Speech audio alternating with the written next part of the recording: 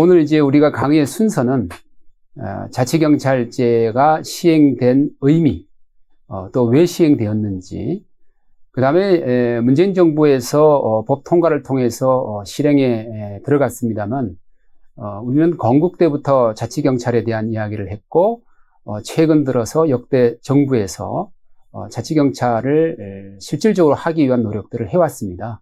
그 내용들을 조금 살펴보고요.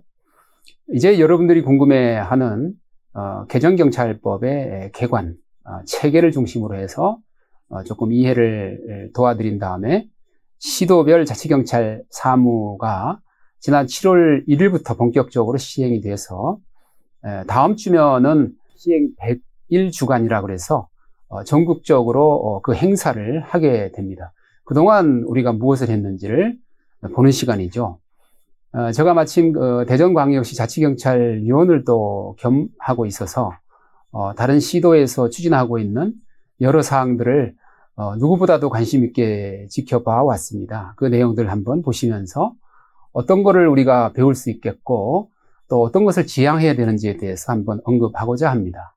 그리고 이제 다섯 번째는 자치경찰제의 미래, 현재의 모습에서 어떤 방향으로 우리가 나아가야 될 것인가 하는 것을 좀 알아보는, 그리고 마무리하는 그런 시간을 갖도록 하겠습니다. 최근에 저도 현장 경찰관을 만나면 그런 얘기를 듣습니다.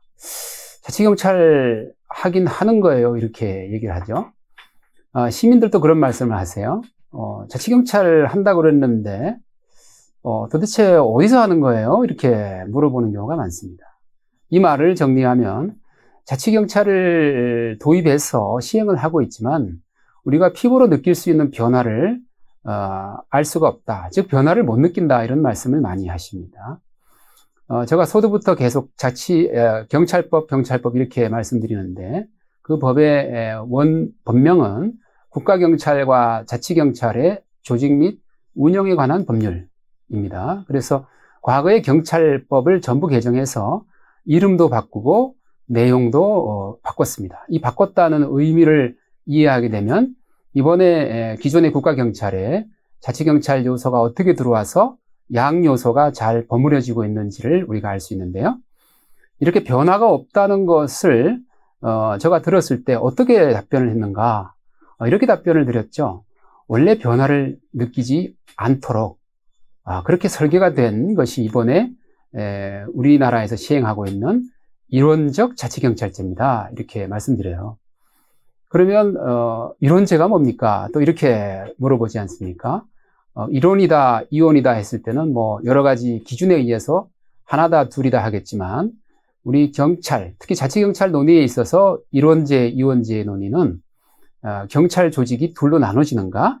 아니면 기존의 국가경찰 조직을 하나를 가지고 두 개의 사무를 보는가, 이런 측면에서 이야기하게 되는데요. 이번에 우리가 하고 있는 것은 국가경찰 조직과 인력이 중심이 되고 기존에 이들 국가경찰 조직과 인력이 하던 사무를 둘로 나누는 거죠. 국가경찰 사무와 자치경찰 사무, 이렇게 나눕니다.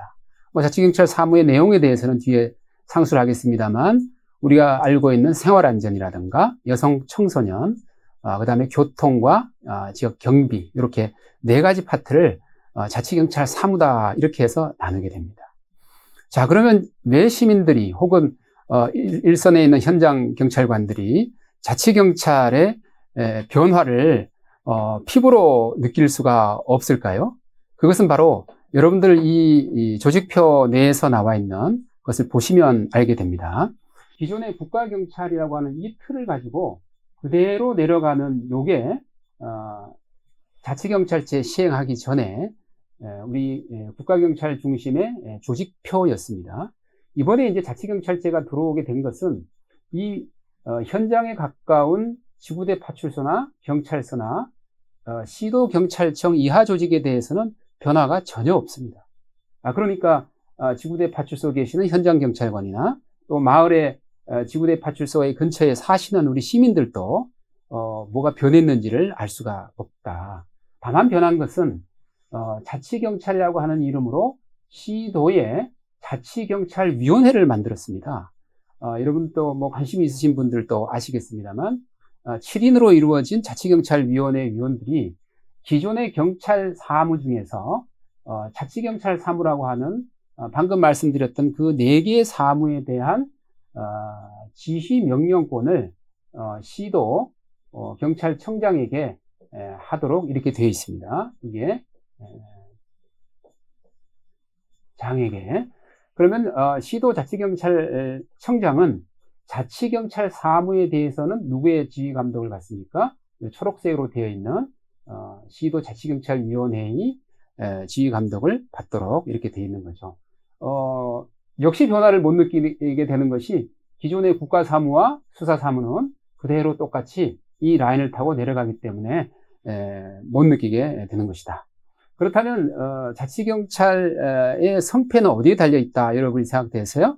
바로 시도자치경찰위원회가 얼마나 그 역할을 잘할 수 있는가, 그것에 딸려져 있다.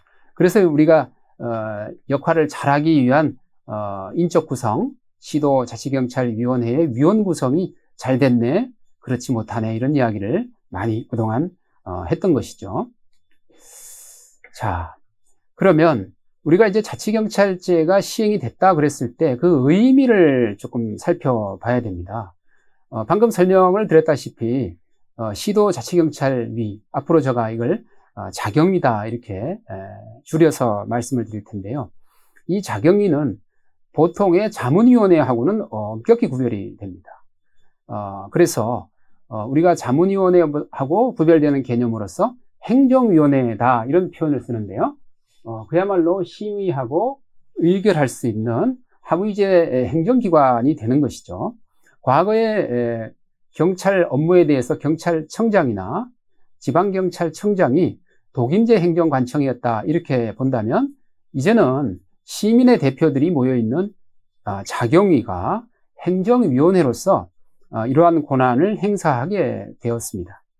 이것은 독임제 행정관청이 했던 과거의 어떤 관료제 조직의 어떤 경직성, 이것을 좀 집단지성으로 조금 보충해보자, 그런 의미에서 이야기가 진행이 되고 있는 것이고요. 특히 경찰 행정에 있어서 민주성, 주민주권을 우리가 많이 이야기합니다만, 실질적으로 경찰 사무에 대해서 특히 경찰 정책의 수립과 집행, 평가와 환류에 있어서 우리 시민이 다가설 수 있는 부분들이 그렇게 많지는 않았죠. 이것을 시민을 대표하는 자경위의 구성을 통해서 조금 보완해보자, 이런 의미이고요. 또 민주성이라고 하는 것은 본질적으로 다양성이라고 하는 요소를 가져오게 돼 있습니다. 그래서 우리가 자경위의 구성에 있어서 뭐 여성이 어느 일정 부분 이상 들어가야 된다라거나 인권 전문가가 부족했다거나 뭐 이런 논의가 이어지는 것도 대부분 이런 다양한 이해관계자들의 의사와 목소리가 반영될 수 있는 그런 경찰 정책을 만들려면 자경위가 이런 다양성을 전제하고 구성이 되어야 된다, 이런 의미로 말씀을 드리고 있는 것이죠. 우리가 이제 한간에서 그런 이야기를 합니다. 이번에 자치경찰을 하게 된 이유는 뭐 다른 게 아니라 검경 수사권 조정의 부산물이다, 이렇게 얘기를 하죠. 물론 뭐 그것이 하나의 기폭제가 됐다 하는 것은 뭐 부인할 수 없습니다. 또 국회의 구성이 뭐 여당이 180석을 갖고 있다 보니까 이런 180석 가까운 의석을 가졌을 때 할 수 있는 법의 통과의 문제, 이것 때문에 이제 상황이, 환경이 잘 조성됐다는 것은 당연히 틀리지는 않고요.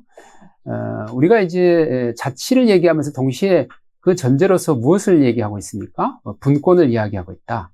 그래서 이 분권이라고 하는 것이 방금 말씀드렸던 검경 수사권 조정 혹은 권력기관 구조 개편, 뭐 여기에서 경찰이 다소 이제 힘을 받는 그런 조직으로 다시 탄생하다 보니까 이런 뭐 공룡이라고 언론에서는 표현합니다만, 이 몸집이 다소 커진 경찰의 조직과 인력을 좀 나누자, 이런 측면에서 사실 시작됐었죠. 그래서 우리 초기에 자치경찰 논의는 현재와 같은 조직과 인력을 그냥 놔두는 이론제로 시작된 것이 아니고, 여러분도 잘 아시다시피 20대 국회에서 논의가 되었던 홍익표 의원 안을 중심으로 하는 이원제였습니다. 뭐 4만 3천 명의 인력을 경찰로부터 분리해서 자치경찰 조직을 만든다 이렇게 했었죠. 그것이 이제 불과 법 통과 4개월을 앞두고 7월 말 8월 초에 어떻습니까? 바로 이론제로 바뀌게 되고 현재의 모습을 지금 이제 진행하고 이 범위 내에서 어떻게 잘해볼까 이렇게 교육도 이루어지고 있는 것이죠. 그런데 이제 우리가 시행의 의미를 찾아볼 때 민주성을 확보했다, 또 경찰의 분권화를 이루어가는 거다 이런 데서 그 가치를 찾아볼 수 있고요. 우리가 이제 관심을 둬야 되는 것은 바로 이 시도지사의 권한 확대에 대해서 많은 분들이 우려를 기존에도 했었고 지금도 하고 있습니다. 그래서 두 가지 논의가 있죠. 우리 시도지사님들께서는 책임만 지는 자치경찰제에서는 본인들이 조금 우려스럽다 이런 말씀들을 하시는 거고요. 권한도 주고 책임도 줄 수 있는 이런 완벽하게 자치경찰제를 시도지사 쪽으로 넘겨달라 이런 요구들을 많이 하시게 되고, 또 그래서 이제 이것이 일종의 정치적으로 책임을 지겠다, 책임주의라고 하는 이런 이야기하고 이렇게 맥이 닿아 있습니다. 그렇지만 제가 이제 일반 시민들을 대상으로 해서 자치경찰제를 시행함에 있어서 가장 우려하는 것이 뭐냐 이렇게 물어봤을 때 대부분 여기서 나오는 이 정치적 중립성이나 권한남용 이것이 가장 두렵다 이렇게 얘기를 해요. 그 얘기는 부패라든가 이런 것으로 인해서 이 자신의 어떤 법적 지위 이것을 불법적으로 침해당하지 않는 공정성의 문제에 대해서 많이 우려하고 있거든요. 그래서 지금 대통령제 하에서의 국가경찰 체제에서도 경찰청장에 대해서 임기를 보장하고 일정 부분의 경찰의 정치적 중립성을 국민들이 요구했던 만큼 우리가 이 권한이 중통령 혹은 소통령이라고 부르는 시도지사 쪽으로 경찰권이 넘어오더라도 완전히 일반 행정처럼 이렇게 가져가기는 어렵고, 경찰권이라고 하는, 즉 경찰 행정이 갖고 있는 어떤 특수성으로 말미암아서 뭐 수사권이라든가 특히 형사 소송과 관련된 사법경찰력의 경찰권의 발동 문제에 관한 하는 깊숙이 개입한다는 것은 또 다른 정치적 중립성의 문제, 공정성의 문제, 이것을 이야기할 수 있어서 좀 조심스러운 부분도 있다 이렇게 보시면 되겠습니다. 두 번째는 이제 이름이 바뀌었죠. 대전지방경찰청에서 대전시경찰청, 대전광역시경찰청 이렇게 바뀌었다 하는 것을 알 수가 있는데 보통은 잘 몰랐을 겁니다. 그런데 이제 이름을 이렇게 바꾸는 게 뭐 어떤 의미가 있겠나 이렇게 하시겠습니다만 큰 의미가 있죠. 먼저 이름에서 지방을 뺐다 그러면 뭐 여러분들 중에서 다이어트 하시는 분들은 지방 뺀다 그러면 좋아하시잖아요. 이름에서도 마찬가지로 지방경찰청에서 지방을 빼다 보니까 뭔가 조직이 좀 더 날렵해지고 더 효율적이 된 것 같은 그런 느낌이 듭니다. 그래서 이제 시도 이름으로 경찰의 업무를 한다, 치안 서비스를 제공한다는 의미에서 우리 대전시의 경찰, 우리 부산시의 경찰, 우리 서울시의 경찰 이런 의미로 지방정부에 대한 주민 참여의 기회가 심리적으로 상당히 확대될 수 있는 그런 계기를 마련하게 되고요. 또 시의 이름이 들어가게 되니까 어떻습니까? 과거에 지방행정하고 치안행정은 나눠져 있었죠. 지방행정은 그야말로 지방행정사무고 또 치안행정은 국가사무로서 이렇게 나눠져 있었는데 이름 자체에 예를 들면 대전광역시경찰청 하니까 마치 시에서 이런 경찰 업무를 한다. 그런 전제에서는 이 연계협력과 관련된 것이 이 장명에서부터 자연스럽게 나타나도록 이렇게 배려하고 있습니다. 세 번째 같은 경우는 별도의 현장 자치경찰 조직의 신설 이런 것을 갖고 있지 않습니다. 이것은 뭐 제가 일원제와 이원제를 하면서 결과적으로 이원제를 가려면 자치경찰 본부, 자치경찰대 이렇게 공간을 따로 만들어야 되고요. 또 대장과 본부장을 따로 뽑아야 되고요. 뭐 이런 문제 때문에 어떤 비용, 국가 경제적인 측면에서 보면 많은 비용이 소요된다 이런 문제가 있었고 사무도 서로 나누어지다 보니까 겹치거나 또 혹은 치안에 공백이 생기거나 이런 문제가 있었기 때문에 이런 것이 없는 이런 이번에 이론적 자치경찰제는 그야말로 안정이라고 하는 것에서 자치경찰을 한번 출발해 보자 이런 그런 논의에 기반을 두고 있다 이렇게 보시면 됩니다. 네 번째는 지방 소멸의 위기 또 국가 균형 발전의 어떤 터닝 포인트다. 우리 지금 강의 들으시는 분들이 대부분 지방 행정공무원들이시기 때문에 여기 네 번째에 제가 말씀을 드리니까 뭔가 전문적인 용어 중에서도 아는 자신 있는 이런 부분이 나왔죠. 이것이 바로 자치경찰도 거기에 가세해서 민주적 효율성 혹은 민주성, 지방의 회생 이것을 돕는데 큰 역할을 하겠다. 특히 좀 가려 있습니다만 생산적 경쟁이라고 하는 것이 치안 파트에 들어올 수 있다.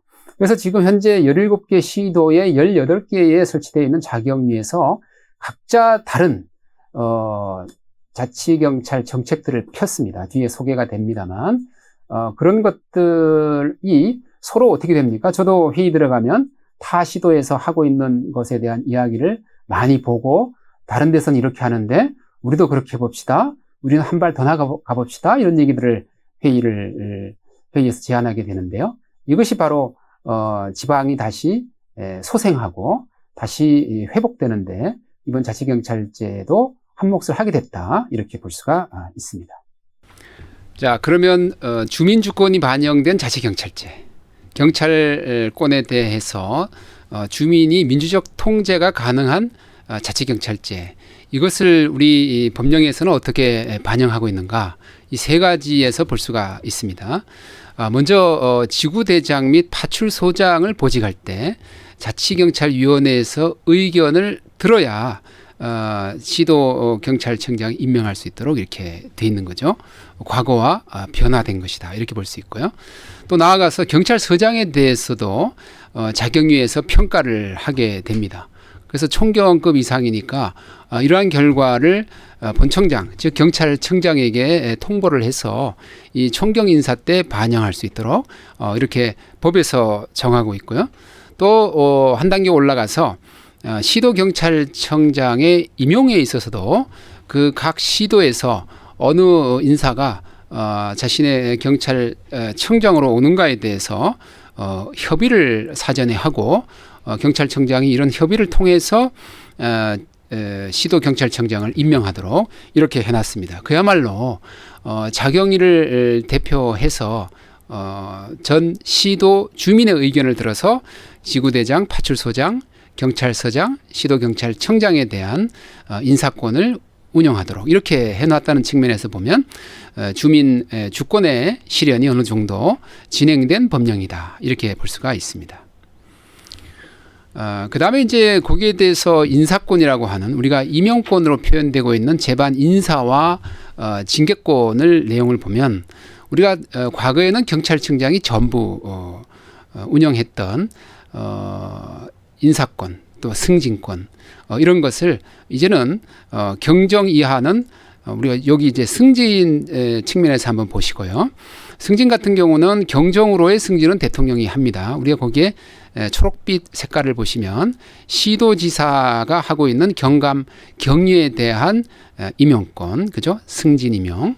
그 이와 경사 경장과 관련된 거기에로의 그 계급으로의 승진, 이것은 자치경찰위원회가 대부분 행사하고 있습니다. 그 외에도 전보 파견이라든가 휴직이라든가 직위해제, 복직과 관련된 재반 임용권들이 대부분 법령에 따르면 자치경찰위원회에서 운영할 수 있도록 이렇게 되어 있습니다. 다만 이 법의 시행 초기인 현재는 많은 시도 자치경찰위원회에서 이러한 권한을 시도 경찰청장에게 다시 위임해서 변화 이전, 즉 자치경찰 도입 이전의 단계로 당분간 이렇게 운영이 될 것 같습니다. 여건이 갖춰진다면 원래 임했을 때의 어떤 단서대로 다시 이 자치경찰위원회가 이 권한을 행사하게 되리라 이렇게 예상하는 거죠. 자, 그러면 자치경찰제가 도입되게 되기까지는 상당히 많은 갑론을박과 논의가 있었습니다. 우리가 해방돼서 45년, 48년 정부 수립 단계에서도 미 군정 치하에서 배웠던 것이 민주경찰에 대한 이야기를 배웠고 그때 논의됐던 것이 자치경찰제였습니다. 왜 그렇습니까? 미 군정이라고 하는 것이 사실 미국 경찰이잖아요. 그래서 그분들이 보고 왔던 것을 그대로 한국 사회에 경찰 제도로 착륙시킬라, 토착화시키려고 보니까 그것이 이름하여 자치경찰제였다. 그렇지만 기록을 보면 당시에 그 국가의 혼란상 때문에 이것을 그대로 가기에는 어렵고 당분간은 중앙 집권적인 국가가 질서를 유지하기 위해서 나서야 되는 이런 형태로 유보가 됐습니다. 그리고 이제 60년대에 들어서서 이것이 이제 군사정부가 들어서서 앞으로 통일이 될 때까지는 지방자치에 대해서는 이야기하지 말라 이렇게 하면서 자치경찰제도 자연스럽게 그 수면에 들어가 있게 되었죠. 그런데 이제 97년에 출범한 김대중 정부에 들어서서 이 자치의 문제가 크게 부각이 됩니다. 지방이 살아야 국가가 산다라고 하는 그런 가치를 가지고 자치경찰도 한번 이렇게 해보자 한 것이죠. 그때는 광역단위 자치경찰제, 지금과 같은 시도 중심의 자치경찰제를 하자. 다만 대통령도 손 떼겠다. 지방자치단체도 손 떼라. 이렇게 해서 뭔가 자치를 하면서도 그 권력이 제3의 다른 권력으로 가는 것을 상당히 경계하면서 사실은 자치경찰 논의가 시작이 됐습니다. 이어서 노무현 정부에 들어서서 조그마한 성과가 나타나게 되죠. 법안도 나타나게 되는데 이것이 자치경찰 법안으로서 우리가 검토를 하기 시작했고요. 우리가 이원제 때마다 검토하게 되는 자치경찰대 이런 개념들이 나타나기 시작했고 특히 2006년 7월에는 여러분들 제주 여행 가면 뭐 관광경찰이라든가 제주 공항에서 만나는 유니폼이 조금 다른 경찰을 보셨을 텐데 제주 자치경찰을 만나게 된 건데요. 이때 38명으로 시작돼서 자치경찰이 쭉 16년간 지금 운영이 되고 있는 것이죠. 이것은 뭐 경찰법이나 자치경찰법에 근거했다기보다는 우리가 제주도 특별법이라고 부르는 긴 제목의 법명을 가진 그 법에 근거해서 진행이 돼서 현재 이루고 있습니다. 현재는 제주 자치경찰이 한 160명 내지 180명 정도의 규모를 갖고 있는데요. 자, 이어서 이명박 정부가 2008년에 출범해서 이때도 자치경찰 논의는 계속적으로 이루어지게 됩니다. 한번 논의를 꺼내놨기 때문에 여러 지방정부에서도 계속 이것을 요구했었고 특색 있는 것은 선택적 도입이라고 하는 논의가 항상 있었다고 하는 것이죠. 우리가 이 선택적 도입이라고 하는 문제하고 자치라고 하는 문제는 사실 맥을 같이 한다. 또 전면적 실시라고 하는 것은 어쩌면 자치경찰하고는 조금 혹은 자치하고는 조금 거리가 있다. 저는 그렇게 생각해 왔습니다. 왜냐하면 자치라고 하는 것은 스스로의 어떤 여건이라든가 역량이라든가 환경이라든가 이런 것을 고려해서 하고자 했을 때, 할 수 있을 때 한다. 이것을 스스로 선택한다라고 하는 것이 시작에서부터 자치해야 된다. 이렇게 믿기 때문이죠. 그런데 어떤 정부에서는 혹은 이번 같은 경우는 전국에서 전면적으로 실시한다라고 해서 국가가 혹은 중앙이 그 자치에 대해서 모든 것을 결정하게 됐던 그런 좀 역설적이거나 약간 모순점이 있긴 했죠. 어찌되었건 전면적으로 자치경찰제는 이번에 도입이 되었고 이명박 정부 때는 이렇게 경찰법 전부 개정 법률 안으로서 검토되다가 이제 말았다 이렇게 볼 수 있고요. 박근혜 정부에 들어서서는 이제 자치경찰법에 대한 논의를 계속해 왔고 특히 기초 단위의 자치경찰제 즉 시군구 단위의 자치경찰제를 하자 해서 이러한 그 단위가 너무 작지 않느냐 하는 그런 이론도 많았죠. 그렇지만 이것도 역시 이 정부가 바뀌면서 논의가 중단이 됐고 2017년에 문재인 정부가 이제 들어서서 여러분이 잘 아시는 뭐 아까도 소개시켜 드렸던 이원적 자치경찰제 이것이 이제 19대 국회가 자동 폐기되면서 국회가 이제 회기를 마치면서 자동 폐기가 되었고요. 김영배 의원이 이제 이론적 자치경찰제 이것을 제안해서 진짜 빠른 속도로 전광석화처럼 현재에 이루고 있다 이렇게 말씀드릴 수 있습니다.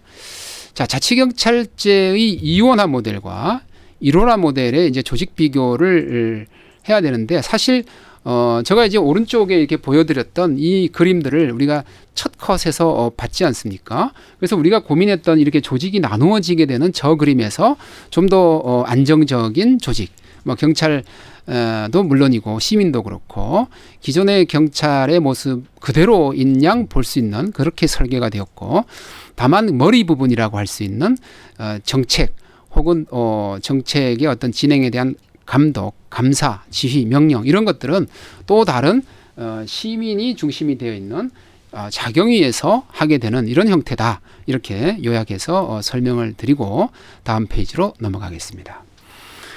그러면 뭐 이 장단점에 대한 비교가 나오는데 사실 일원화 모델의 장점이 뭐냐 이렇게 보는 것이 더 쉬울 수가 있겠죠.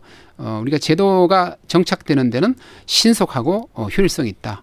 우리가 느끼지 못하죠. 그죠? 뭔가 새로운 요소가 들어와서 이물감을 느낀다거나 불편함을 느낀다거나 이런 것이 없어요. 그래서 이번에 도입된 이론적 자치경찰제는 그야말로 신속하게 정착되어 가고 있다. 다만 자경위 활동이 좀 더 실질화되는 문제, 이건 조금 남아 있어서 논의 중에 있고요. 두 번째는 이제 예산 절감 효과는 말씀을 드렸죠. 뭐 본부라든가 대라든가 이런 걸 따로 만든다거나 공간적으로 또 경찰관을 따로 임명을 해야 되기 때문에 많은 인건비가 나가게 되는 이런 문제도 줄이게 되었고요. 또 이원제 때 현장 경찰관들이 상당히 반대를 했었죠. 본인은 국가경찰, 국가공무원으로서 들어왔는데 자치경찰이 된다, 지방직 공무원이 된다, 신분이 불확실해진다, 이런 문제가 상당히 부각이 돼서 반대를 했었는데 이것을 이론적 모델로 감으로써 그대로 가게 되는 현장의 혼란을 좀 잡아줬죠. 네 번째는 이제 업무의 중복과 공백에 따른 혼란, 이것을 그대로 가다 보니까 어떻습니까? 시민의 혼란과 불편을 최소화할 수 있는 그런 장점이 있었어요. 근데 우리가 주목해야 되는 것은 이제 단점이겠죠. 이 일원화 모델이 이제 우리가 과도기적인 모델이다 이렇게 이야기를 하고 있는데 현재 어떤 단점이 있길래 그런가? 과도기라면 우리가 전국적으로 가야 할 어떤 길이 있다는 것인데 그것은 뭐냐? 이것을 이제 생각해야 하는 점이 이제 단점이죠. 우리도 뭔가 불편하고 몸이 아파야 내 몸을 되돌아보고 나의 활동량을 줄이거나 운동량을 늘리거나 이렇게 하지 않아요? 그래서 우리가 현재 일원화 모델에 대한 단점을 조금 자각할 수 있는 시기가 일정 부분 있어야 된다 이렇게 생각합니다.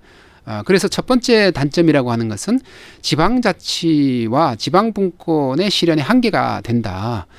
실질적으로 자치경찰을 우리 지방에 가져온 것 같지만 사실은 그 조직이 옆집 조직이다, 즉 국가 조직이다. 그래서 이것이 같은 식구로서 한 밥상에서 한 반찬을 두고 국을 나눠 먹는 같은 지방의 조직인가, 여기에 대한 어떤 그 이물감 같은 거를 느끼고 있는 것 같아요. 그래서 이 지방자치와 분권 실현이 과연 된 것인가 이렇게 의아해하는 그런 측면에서 한계를 가지고 있다 이렇게 말씀드릴 수 있고, 두 번째는 지방행정과 치안행정의 어떤 연계하고 또 지방 특성을 반영한 경찰활동, 이것을 과연 할 수 있겠는가 하는 것이죠. 아까 서두에도 말씀드렸습니다. 원래 그거 하자고 자치경찰 했지만 이 조직과 인력과 예산이 대부분 국가에 남아있는 상태이기 때문에 시도 단위에서 이들의 지방행정과 또 새롭게 식구가 된 치안행정을 믹스를 해가지고 같이 이제 연계 활동으로서 시민의 입장에서 보면 경찰 따로 시청 따로 가지 않고 원스톱 서비스가 될 수 있겠는가 하는 데에서는 약간의 그 가능성이 의문점이다 이런 이야기를 할 수 있습니다. 우리가 뭐 세계적으로 유명한 뉴욕 경찰을 NIPD라고 그러는데 이게 뉴욕 폴리스 디파트먼트라는 뜻이죠. 하나의 경찰과라는 의미를 갖고 있는 것이에요.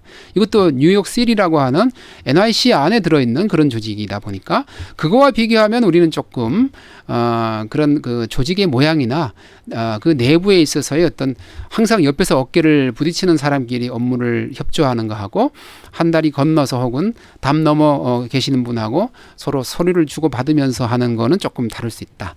다만 이제 자치경찰제를 이번에 실시하면서 아까 자치경찰위원회가 시 소속이지만 어떤 고리를 갖고 있습니까? 시도 경찰청장에 대한 지휘명령권이라고 하는 고리를 하나 걸어두고 있기 때문에 그런 시의 혹은 시민의 의사가 자연스럽게 자치경찰 사무에 관한하는 시도경찰청장을 지휘감독할 수 있도록 되어 있어서 일말의 가능성을 가지고 있다. 이렇게 보고 이 모든 것이 그 세 번째에 나오는 시도 자치경찰위원회의 어떤 실질적 역할, 이것을 얼마나 빨리 또 얼마나 제대로 찾아가는가 하는 것이 관건이다. 이렇게 볼 수 있어요. 우리가 2021년 1월 1일에 자치경찰제가 시행이 되고 7월 1일부터 3달 전에 시행이 됐지만 실질적으로 이러한 그 자치경찰제 도입에 대한 명명 규정은 여기 나오듯이 2013년 5월부터 벌써 되어 있었고요. 규정도 도입하여야 된다 이렇게 되어 있었죠. 우리가 뭐 법의 강행 규정과 임의 규정에 대해서 초월한 지가 오래입니다. 정치권도 그렇고 많은 공직자들이 도입해야 된다 했음에도 불구하고 세워라 내워라 하는 경우가 있는데 자치경찰도 이 이후로 무려 7년 이상 걸렸다 이렇게 볼 수가 있는 것이죠. 여기는 이제 흥미로운 내용들이죠. 자치경찰제 시행을 위해서 조례 제정이 필요했다. 여러분들이 갑자기 이제 경찰법의 개정 내용이라든가 뭐 제주특별법 얘기를 하다가 여러분에게 친숙한 조례 제정에 관련된 이야기가 나왔습니다. 우리 경찰법은 당연히 이제 경찰법에서 정한 여러 가지 경찰 사무, 특히 자치경찰 사무라고 하는 것을 법 하나로 통일해서 하지 않았고 어떤 그 모범 내 표준안을 시도에 보여주고 그 중에서 시도가 특별히 이것은 우리 시도에서 할 필요가 있겠다라고 하는 것만 자치경찰 사무로 정하고 이것을 시도경찰청장과 협의하도록 협의해서 정하도록 이렇게 돼 있어요. 그 결과물을 조례로 정했던 것이죠. 제일 먼저 했던 것이 이제 충남이고 그 다음에 이제 강원부터 시작해서 5월에 벌써 조례가 대부분 다 정해졌습니다. 그 내용들을 검토를 충분히 한 시도도 있고 또 황급하게 정해진 대로 그대로 원한 그대로 올린 데도 많은데 이제 시간이 가면 갈수록 그 조례 안에 들어있는 표준 조례안이 다 맞는 건 아니잖아요. 시도에 맞게끔 내 몸에 맞게 옷의 소매를 줄이거나 늘리고 뭐 허리도 약간 튜닝을 해서 기성복이 맞춤복이 되도록 이렇게 조례에 관심을 좀 많이 가져주시기 바랍니다.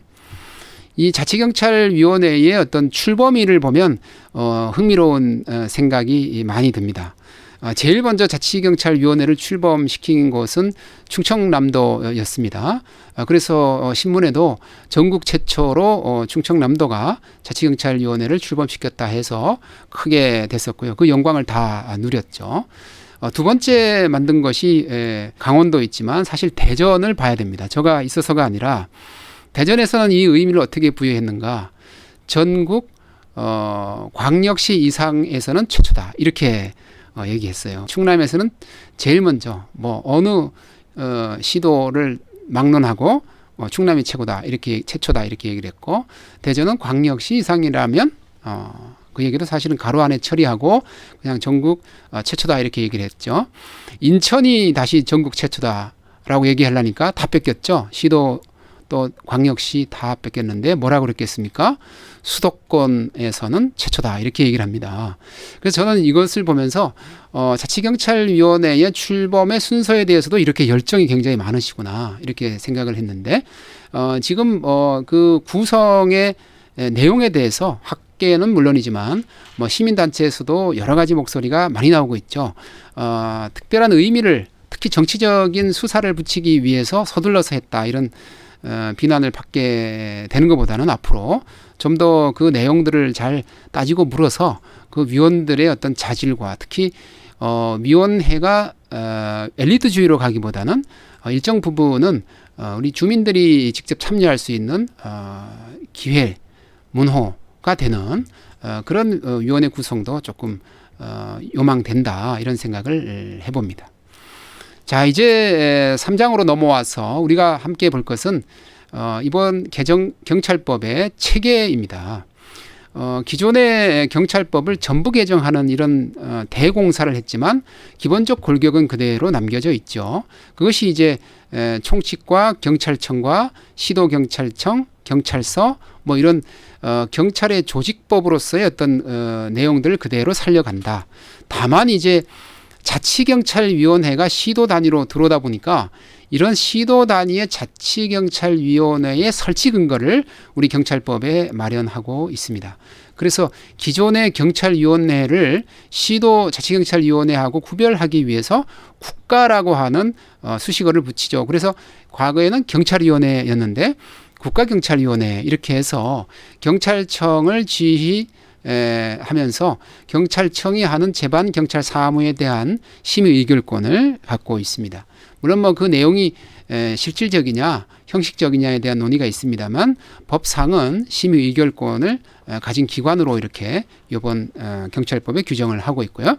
4장에 보면 우리가 하도 많이 얘기하고 있는 시도자치경찰위원회와 관련된 근거 규정을 두고 있습니다. 그 내용들은 뒤에 가서 좀 더 살펴보도록 하고요. 6장에서 우리가 관심을 많이들 갖고 있지 않습니다만 국가경찰 사무와 자치경찰 사무, 또 국가 이익을 대변하는 경찰청과 시도의 이익을 대변하는 자치경찰위원회의 이해관계가 충돌했을 때 어떻게 할 거냐. 특히 비상사태 등 국가 안위와 관련된 전국적 치안 상태를 유지해야 할 필요성을 국가가 느꼈을 때 여기에 따르지 않거나 따를 능력이 없는 시도의 경찰 업무에 대해서 이것을 어떻게 지휘하고 감독할 것인가. 그래서 지휘 명령권을 경찰청장에게 일부 부여한 것이 있습니다. 이것이 비상사태 등 전국적 치안 유지를 위한 경찰청장의 지휘 명령권이다 해서 우리 일부 시민들이 이렇게 다 지방으로 내려놓게 되면 지방정부에서 제대로 못하면 치안 불균형이 오지 않느냐. 그랬을 때 재정 자립도에 따른 나는 불이익을 받게 되고 어느 지역에 산다는 이유만으로 이익을 받게 되는 것은 이건 평등권에 반하지 않느냐 이런 우려가 일부 있습니다.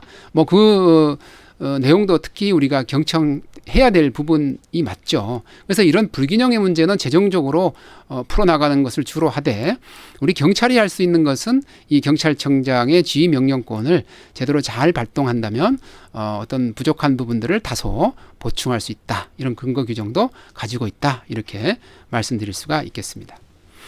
이 개정경찰법의 그 주요 내용들을 한번 구체적으로 살펴볼 텐데요. 제가 이 경찰법 강의가 아니다 보니까 이렇게 7꼭지를 가지고 설명하면서 여러분의 이해를 돕고자 합니다. 반복이 됩니다만 이번에는 이론적 자치경찰제이기 때문에 과거의 국가경찰 조직과 인력이 기존에 했던 국가경찰로서의 경찰 역할, 경찰 직무, 경찰 사무를 그대로 하는데 다만 생활안전과 여성청소년, 교통, 또 지역 경비에 대해서는 어떻다? 자치경찰 사무다라고 하는 색깔을 입혀놓은 거죠. 그래서 그것만은 시도별로 구성되어 있는 자치경찰위원회에서 정책을 만들어서 맞춤형 지역 특화 경찰 서비스를 할 수 있는 여지를 만들어놨다. 이렇게 설명을 드릴 수가 있고요. 두 번째는 제가 굉장히 강조하는 파트인데요. 이제는 과거의 지방경찰청장, 지금 이름을 바꾸어서 시도경찰청장의 역할이 굉장히 중요해졌다 이렇게 봅니다. 과거에는 이제 경찰청장, 즉 본청장을 중심으로 국가의 경찰 사무를 지방에서 각각 나누어 하기 위해서 지방경찰청장이 존재했다면 이제는 지방경찰청장이 이름을 바꾸어서 시도경찰청장이 되면서 국가사무와 수사사무 이외에 자치사무에 대해서는 시도자치경찰위원회하고 머리를 맞대서 뭔가 특색 있는 것들을 해낼 수 있는 역량 발휘의 운동장이 넓어졌다, 커졌다, 할 수 있다, 해야 된다 이렇게 강조하고 있습니다. 과거에 본청만 바라보던 이런 분위기에서 3분의 1의 에너지는 빼서 뭘 해야 됩니까? 최소한 3분의 1의 에너지를 빼서는 자치경찰 사무를 어떻게 하면 타 시도보다 더 잘할 수 있겠는가에 대해서 우리 시도경찰청장님들께서 많이 고민해 주십사 이렇게 부탁 말씀을 드리겠습니다. 세 번째는 시도 단위의 자치경찰제이다 보니까 방금 말씀드렸다시피 자경위 중심으로 정책을 수립하고 이행할 수 있도록 지휘 감독하고 명령할 수 있도록 이렇게 돼 있거든요. 따라서 시도경찰청의 정책 기능이라고 하는 것이 상대적으로 그만큼 줄 수밖에 없고 줄어야 된다. 그리고 이제 우리가 많이 얘기하는 정책부서, 기획부서에 있는 경찰 인력을 현장으로 또 시민 곁으로 이렇게 보내야 되는 또 보낼 수 있는 그런 경찰 행정이 가능해졌습니다. 그래서 시도 단위의 정책 기능을 줄이고 집행 기능으로서 확대돼서 결국은 주민을 위한 자치경찰제가 되도록 이렇게 만들어 놓은 특징이 있습니다. 또 자치경찰위원회의 권한이 상당히 강화됐죠. 이게 뭘 보고 강화됐느냐?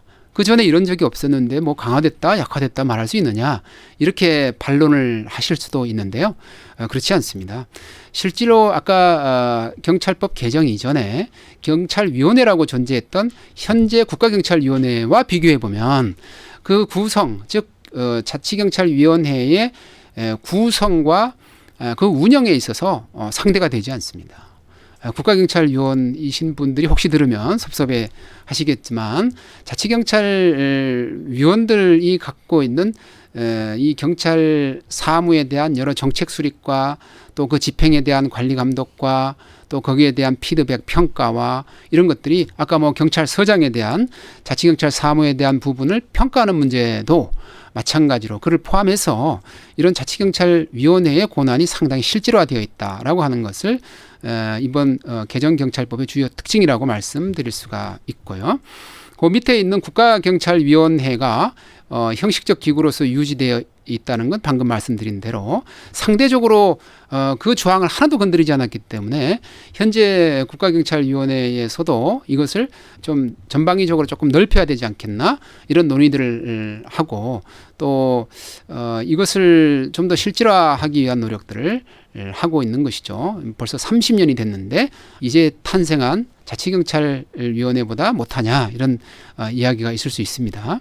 국가경찰위원회는 사실 경찰청이 행정자치부로부터 이제 내무부로부터 독립외청으로 나오면서 거기에 이제 통제기구로서 만든 거죠. 그래서 이 경찰청의 역사와 연령을 같이 합니다. 그래서 이 국가경찰위원회도 이런 실질적인 부분들을 많이 보완할 수 있도록 개정이 좀 돼야 되겠죠.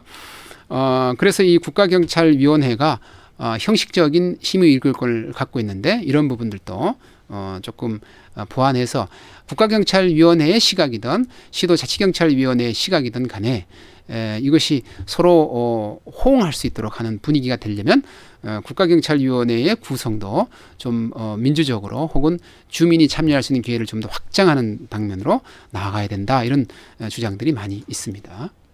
자, 이제 우리가 궁금해하거나 혹은 초창기에 이원화 때 가장 많이 이야기했던 것이 그러면 국가경찰의 개념이 뭐고 자치경찰 개념이 뭐냐, 특히 그 사무가 뭐냐 이렇게 얘기를 해서 특히 이제 두 가지로 이렇게 대별을 한다면 국가경찰 사무라고 하는 개념은 국가의 뭐 안전보장이라든가 이런 광역사건, 대간첩 대테러 사건과 같이 하나의 시도에 국한되지 않고 전국 단위의 영향을 줄 수 있는 그런 큰 대형 사건을 전제합니다. 따라서 뭐 경호라든가 경비라든가 또 수사가 요즘 범죄가 광역화되다 보니까 이 광역수사 문제 또 전체적인 치안정보 또 외사 보안 이런 것들은 대부분 국가의 안전과 국민 전체의 어떤 이익과 관련되기 때문에 국가경찰 사무다 이렇게 볼 수 있고요. 자치경찰 사무라고 하는 것은 그야말로 시도 단위의 특색이 있는 이런 것들을 하기 위해서 아까 말씀드렸던 4가지 직무 범위 내에서 하는 것이고, 이번에 자치경찰과 관련된 경찰법의 내용에는 빠져 있죠. 이것이 바로 특사경 문제입니다. 그럼에도 불구하고 사실은 특별사법경찰 혹은 민생경찰이라는 이름으로 시도마다 하고 있어요. 이거 뭐 보건이라든가 위생이라든가 영업이라든가 건축이라든가 전문 특화된 분야에 대한 수사 업무, 협의의 행정 경찰 업무 이렇게 얘기할 수 있는데, 여기서 이제 사법경찰권을 운영하고 있다. 결국 이것이 좀 더 확대가 돼서 현재 운영 중인 자치경찰제하고 합치가 되면 지방에서는 사실 행정경찰과 사법경찰을 동시에 운영할 수 있는 기회도 생길 수 있다 이렇게 보겠습니다. 자, 그러면 국가경찰 사무, 자치경찰 사무, 그러니까 제가 말씀드렸던 생활안전, 여성청소년, 뭐 교통, 뭐 지역 경비 이러면 전부 자치경찰이냐? 그렇지도 않다는 것을 이번 기회에 여러분에게 말씀드리려고 그래요. 제가 이제 여러분들 자료를 보시면 파란색이 자치경찰 사무에도 있고 국가경찰 사무에도 있다는 걸 보실 수가 있어요. 두 사무는 전부 현행 생활안전 파트에서 하는 업무임은 분명해요.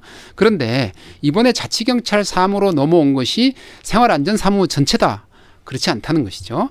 그중에서 아랫부분 먼저 보시면 총포화약의 안전관리라거나 경호안전 검측이라든가 경비업 허가라든가 뭐 직결 심판 업무라든가 이런 것들은 어때요? 국가경찰 사무로 그대로 놔뒀습니다. 그래서 생활안전과와 생활질서과 혹은 생활안전계와 생활질서계가 같은 생활안전부나 국에 있으면서도 어때요? 하나는 자치경찰 사무를 담당하고 하나는 국가경찰 사무를 담당하도록 이렇게 분리가 되고 있습니다. 같은 맥락에서 이제 여성청소년 같은 경우도 우리가 학교전담경찰관과 학대전담경찰관, 우리가 뭐 SPO, APO 이렇게 약칭으로 부릅니다만, 또 성폭력, 가정폭력 이런 것들은 대부분 자치경찰로 넘어왔다는 걸 아시는데, 그 외에 이것이 성폭력 수사의 문제라거나 또 성폭력 피해자에 대한 보호를 위해서 뭐 해바라기 센터나 117 센터 이런 걸 운영하는 것은 또 국가경찰 사무로 이렇게 나누어져 있다. 뭐 교통도 교통정보나 무인단속이나 사고분석, 특히 뭐 순찰차 이런 것들은 교통이지만 어때요? 운전면허라거나 또 뭐 경호집회, 교통관리, 특히 이제 과태료나 교통범죄 수사 이런 것은 국가경찰이 그대로 가지고 있어서 우리가 자치경찰 사무는 사실 이런 4가지 영역 중에서도 주민과 직결되거나 주민에 상당히 맞닿아 있는 부분 중에 일부다 이렇게 이해하시고, 현재 우리가 뭐 과도기라고 얘기하는 것은 시간이 지나면 당연히 뭐 이원제로 간다, 뭐 어떻게 된다라기보다는 현재 주어진 자치경찰을 어느 정도 잘 소화할 수 있느냐가 사실은 관건이 될 수 있을 것 같아요. 그래서 이런 부분들에 대해서 좀 더 지방행정에서도 관심을 갖고, 또 아까 제가 부탁 말씀드렸던 시도경찰 청장님께서도 이런 그 제한적으로 넘어왔지만 요것의 성패에 따라서 이것이 발전할 수 있는지 또 아닐 수 있는지가 좌우되니까 좀 더 관심을 많이 가져주십사 하는 말씀을 드리겠습니다. 자, 이번에 보실 것은 이제 복지 포인트와 관련된 혹은 시도가 가지고 있는 일반 행정직 공무원에게 지급되는 어떤 재정 지원, 그죠? 요 예산 지원, 이것을 자치경찰 사무를 담당하는 경찰관에게 지급하도록 되어 있습니다. 그런데 어떤 기준을 가지고 지급할 것인가 하는 것이 문제가 되었죠. 그래서 법에서는 그것을 특별히 규정하고 있지 않습니다. 그래서 이게 조례에서 각 시도별로 의회에서 고민을 하고 시도도 고민하고 해서 만들어 놓은 것이 이 바로 50% 혹은 51% 규정입니다. 즉 경찰 사무라고 하는 것은 사실 국가 경찰 사무와 자치 경찰 사무가 혼재되어 있다 이렇게 보는 게 맞습니다. 그래서 우리가 뭐 가정폭력이라고 그래서 자치경찰 사무다 해서 가보면 사실 뭐 싸우다 보면 이것이 이제 정도 중범죄가 되거나 뭐 극한 범죄로 이렇게 발전할 수도 있죠. 그래서 이것이 특별히 뭐 내 사무다, 내 사무가 아니다 이렇게 얘기가 어려운 것이 경찰 사무인데요. 현재로서는 이 자치경찰 사무의 비율이 50% 이상이면 자치경찰 사무를 담당하는 경찰 공무원으로 보겠다라고 하는 것이 전국의 분포입니다. 제가 조사를 해보니까 50% 이상, 그러니까 이것이 50%까지는 된다, 이렇게 우리 수학적으로는 그렇게 얘기하잖아요. 그러니까 서울시에서는 어떻게 했습니까? 50%까지는 안 되고 51%, 즉 조금이라도 더 해야 그래도 자치경찰 사무를 담당하는 경찰 공무원으로 볼 수 있지 않겠나, 이렇게 해석을 했어요. 그래서 유독 이제 51%라는 숫자를 쓰고 있고요.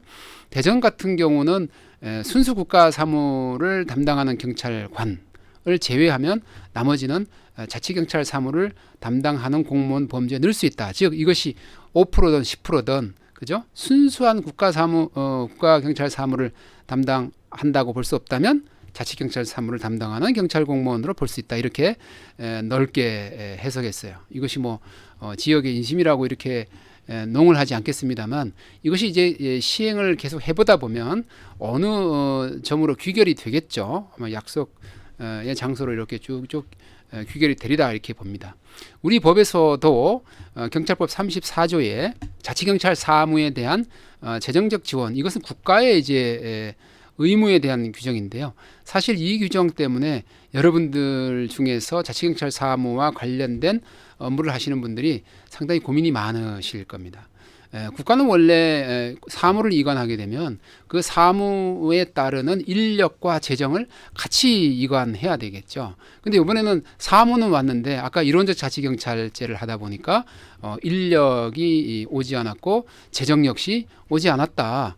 물론 인건비에 관한 하는, 그렇지만 사업비는 넘겨줘야 되지 않겠냐, 그렇게 얘기를 하는 거예요. 그래서 인력과 장비 등에 소요되는 비용을 국가가 지급해야 된다. 그래서 현재 내년도 자치경찰 사무와 관련된 예산은 국가에서 이제 보조금의 형태로 지급하도록 이렇게 진행이 되고 있고, 아마 올해 말에 그렇게 규모가 확정이 되면 내년 예산 사업에는 뭐 이상이 없을 것이다, 이렇게 보고 있습니다. 다만 기존에 경찰이 하고 있던 경찰 사무들, 이것은 이제 보조금의 형태로 자치경찰 사무에 그대로 연속성 있게 가는 건 하는데, 다만 이제 시도별로 신규 사업을 벌이게 되는데요. 특색 있는 사업을 너도나도 지금 벌려놨기 때문에 내년에 해야 되는데 그 예산을 지금 어디서 충당할 것인가가 관건입니다.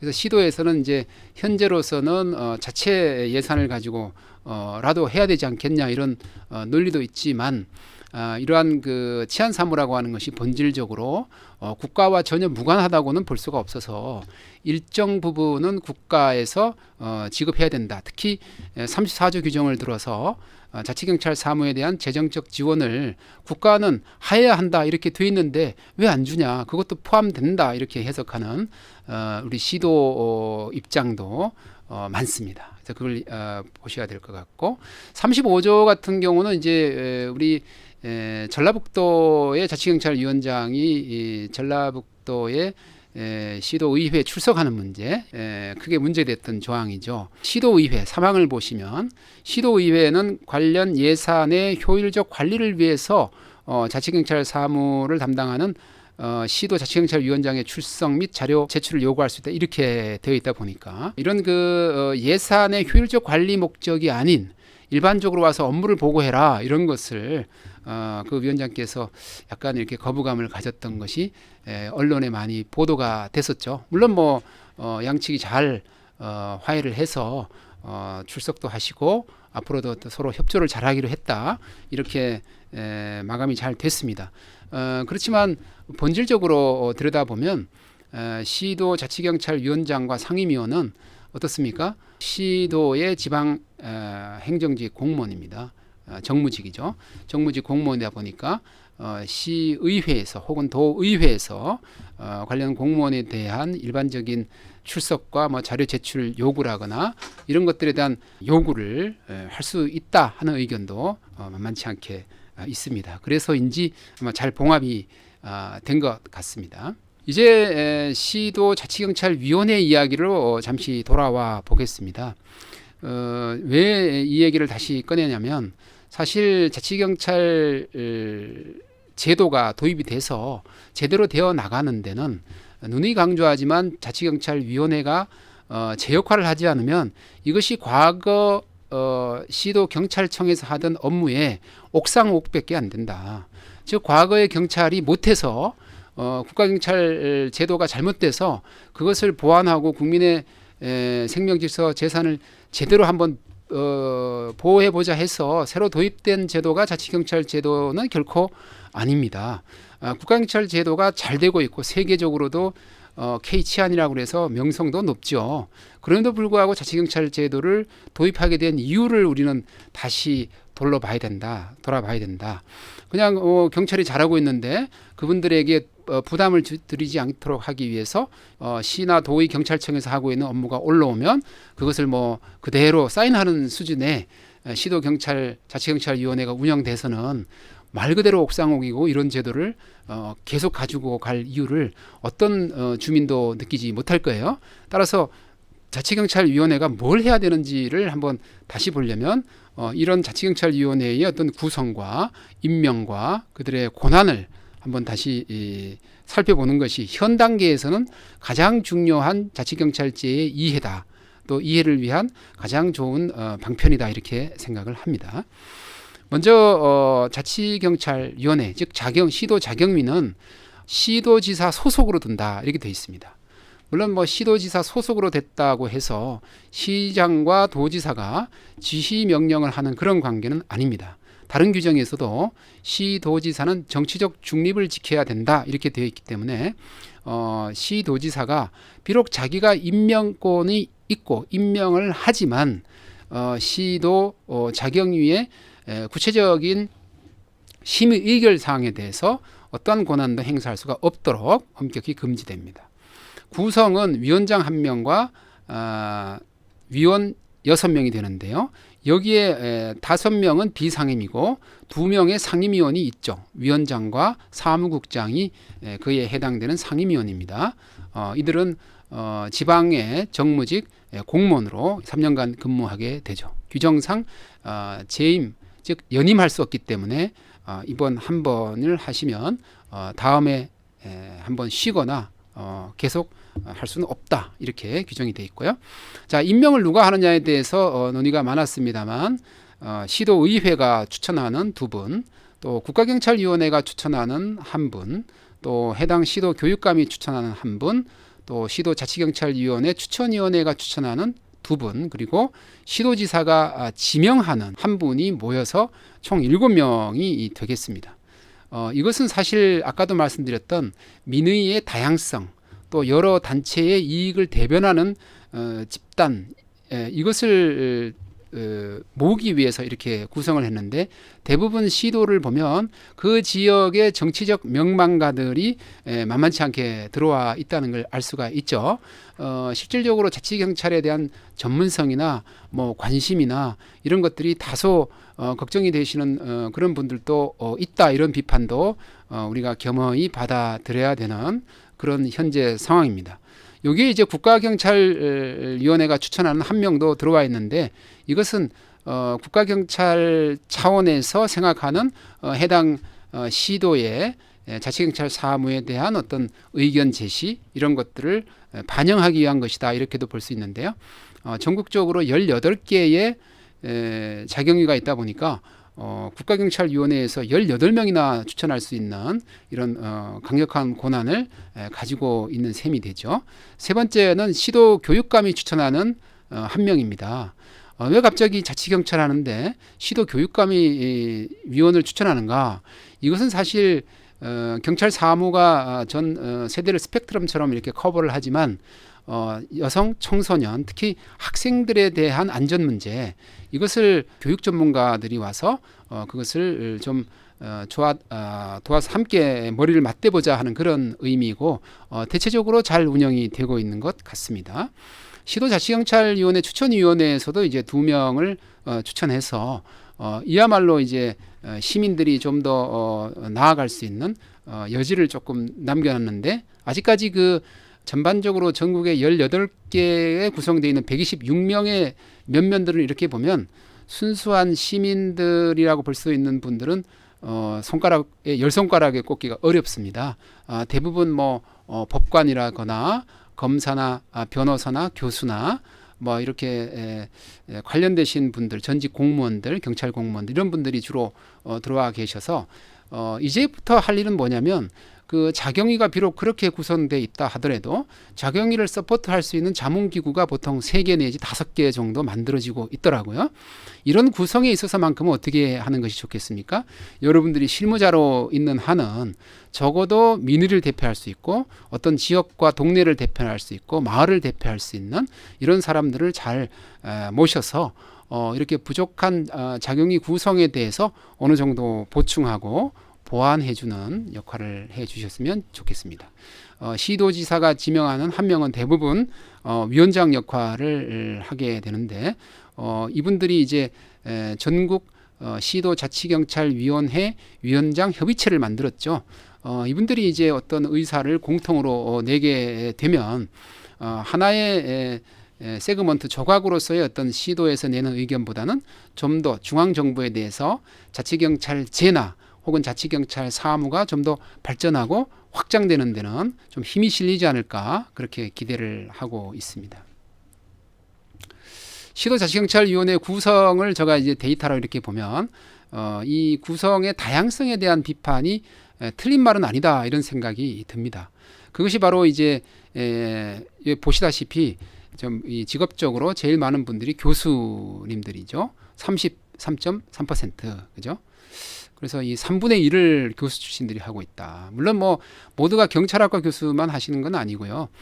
여러 전공의 교수님들이 계시고, 두 번째 많은 비율이 이제 전직 경찰관들입니다.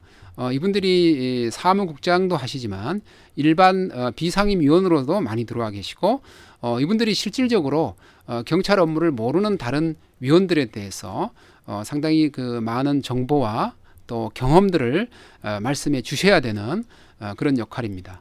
또 법조인들도 그만큼 들어와 계시죠.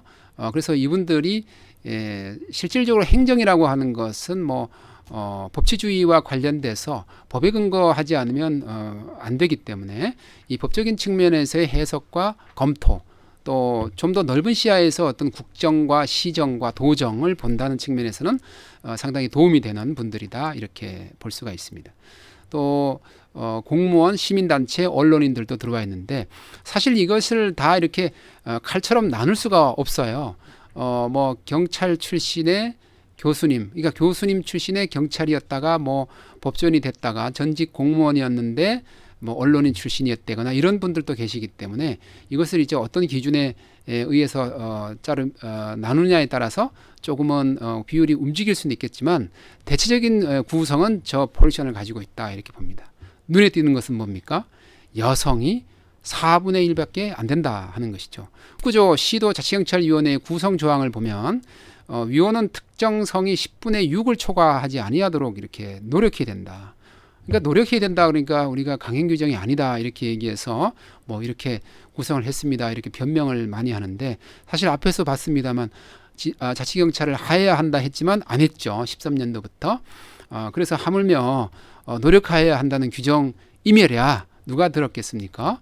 그래서 이 여성의 비율이 상당히 낮은데 여기 이런 부분들도 아까 말씀드린 대로 자경위의 산하의 위원회를 구성할 때, 뭐 자문위원회를 구성할 때 많은 여성들이 참여할 수 있도록 여러분들이 실무에서 그런 고려를 해서 그 가안을 만들어 주시면 시도에서도 많이 반영이 될 것이다 이렇게 생각하고요.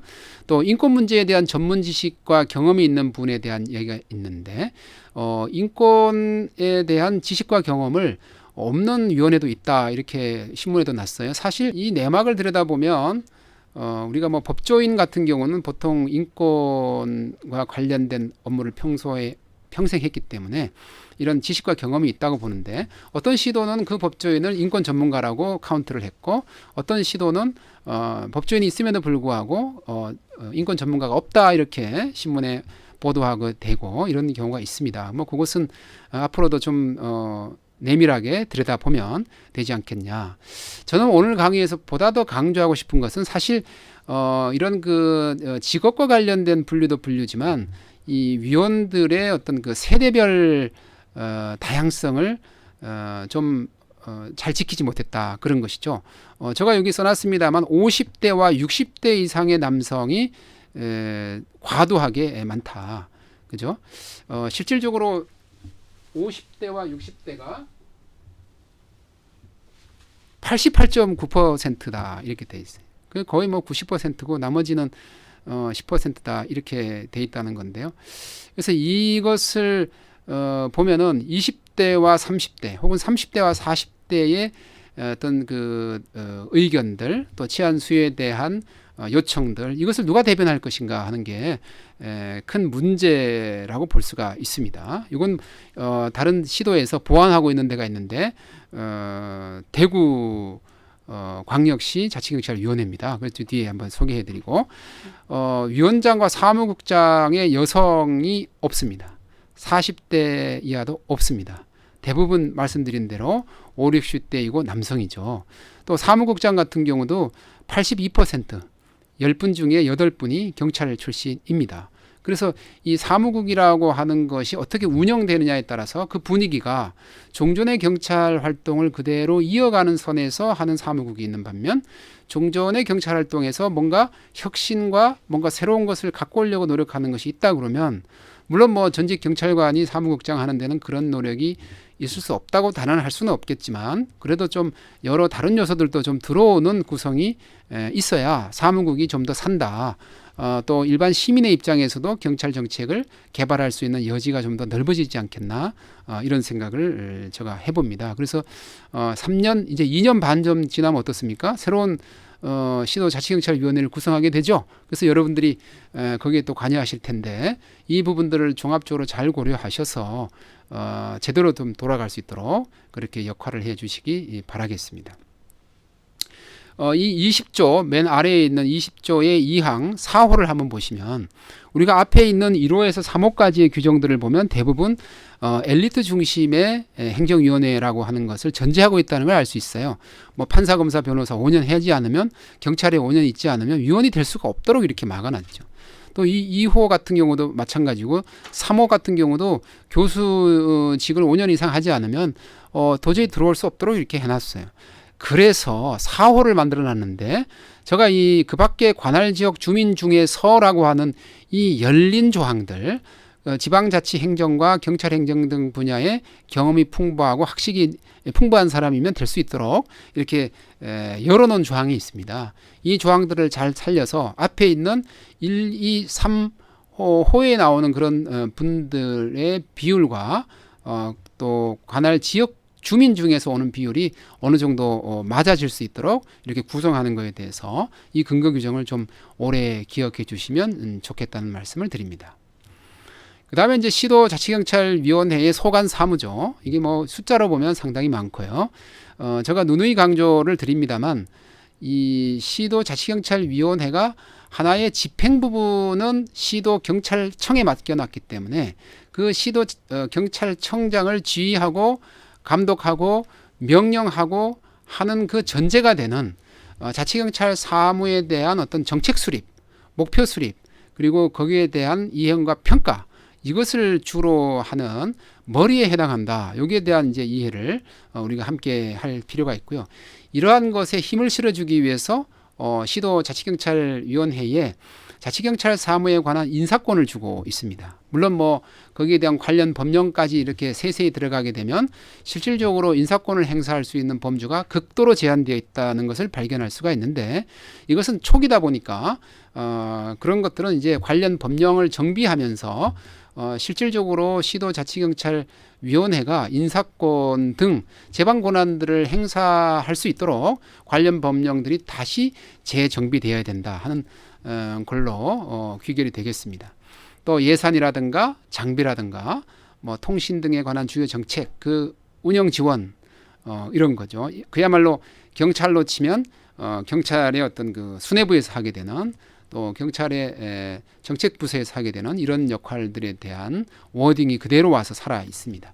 세 번째는 이제 자치경찰 사무 담당 공무원에 대한 임용이죠. 아까 서두에 지난 시간에 제가 표로서 보여드렸는데 이런 임용권을 대부분 재위임해서 자치경찰제도 도입 이전처럼 지금 시도경찰청장이 운영하는 데가 대부분이거든요.